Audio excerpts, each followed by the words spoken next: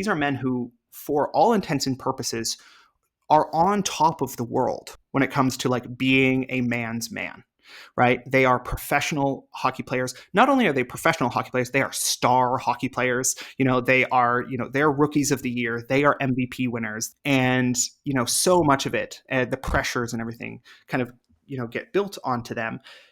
If you view them just as like through the lens of like, men get rewarded for performing masculinity, you would think then that these men have everything. And the show does a very good job of explaining how, I think it's their relationships and things like that are a great portrayal of what masculinity could be. It is this feeling of safeness. It is that kind of connection. It can be all of those things, while also doing a great job of portraying how patriarchy and masculinity harms and limits men in real life. One of the main characters, Ilya Rozanov, he is, again, he is buff, he is muscular, he's a professional athlete, he's hot and he's desirable and he's all of these things, and he's dominant like we're told men should be.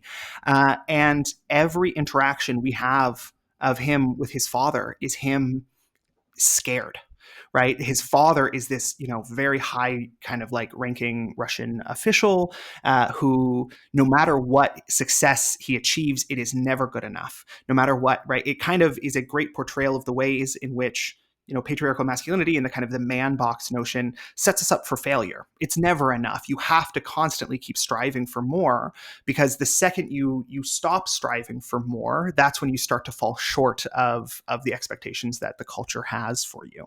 And so, despite displaying masculinity in this very kind of tender and loving way, which I think for many people is such a great appeal of the show, where they get to see, this is what the men in my life could be capable of. They could be, they can and should be capable of this tenderness, of this communication, of this kind of love.